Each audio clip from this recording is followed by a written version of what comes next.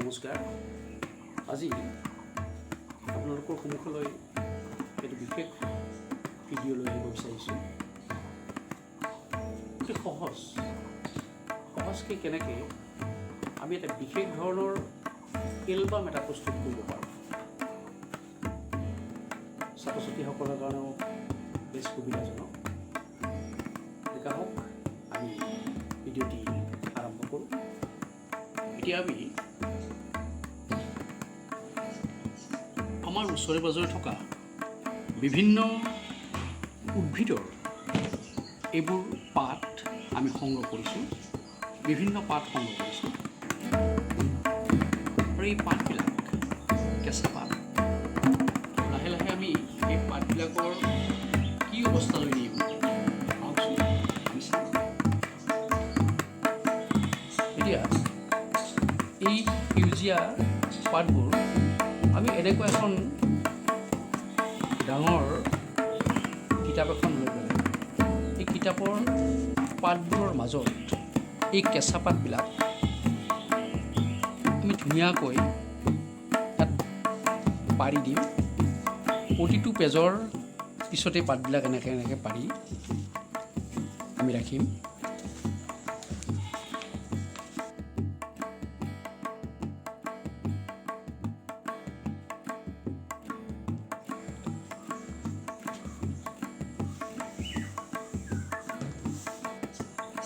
এতিয়া আমি এই কেঁচা পাতবিলাক এই কিতাপখনৰ মাজত ধুনীয়াকৈ সমানকৈ ৰাখি থৈছোঁ। এনেদৰে 7-8 দিন কিতাপখনৰ মাজতে থাকিব আৰু ইয়াৰ ওপৰত এটা প্ৰেছাৰ দি থ'ব লাগিব, মানে ওজন এটাত ৰাখি থ'লে পাতবিলাক সমান হৈ থাকিব। আৰু 7-8 দিন পিছত এই পাতবিলাক শুকাই যাব। শুকোৱাৰ পিছত কি অৱস্থা হয় আহক আমি চাই থাকোঁ। 7-8 দিন পিছত আমি এই কিতাপৰ মাজত যি কেঁচা পাত ৰাখিছিলোঁ, এই কেঁচা পাতৰ অৱস্থাটো কি হ'ল আহক আমি চাওঁ। এয়া কেঁচা পাতটোৰ অৱস্থা এনেকুৱা হ'ল, ই শুকাই গ'ল। এনেকৈ পাতবিলাক শুকাই থাকিলে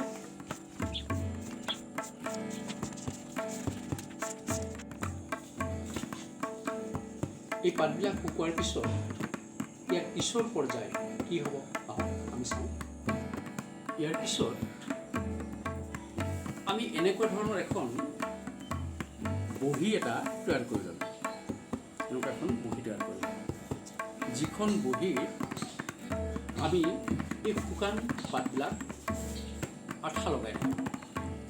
গতিকে খুব সযতনে পাতবিলাক ৰাখিব পৰাকৈ এনেকুৱা এখন ডাঙৰ বহী এখন তৈয়াৰ কৰি ল'ব লাগিব।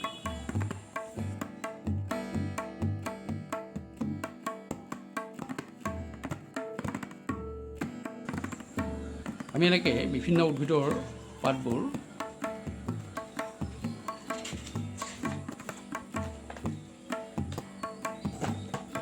এই পাতবিলাকত অৰ্থাৎ বহীৰ পেজত আমি এনেকৈ আঠা লগাই যাম।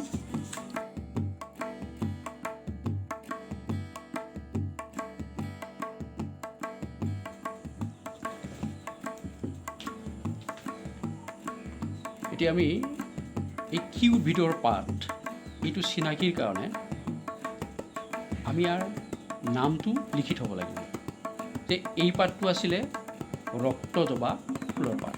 গতিকে আমি ইয়াত লিখি যাম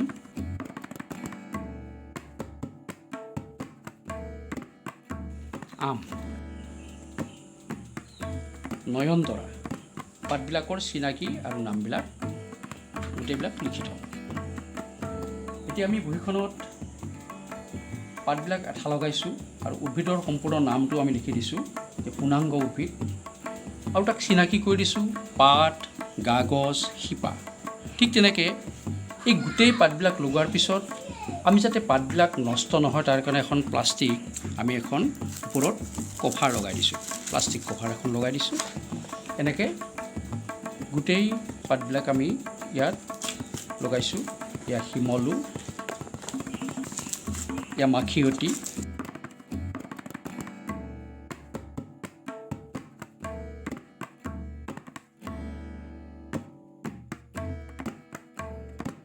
আমি এনেকৈ উদ্ভিদৰ পাতৰ এলবাম এখন আমি তৈয়াৰ কৰিলোঁ।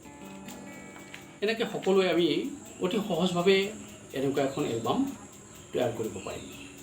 সকলোৱে চেষ্টা কৰোঁ। নমস্কাৰ।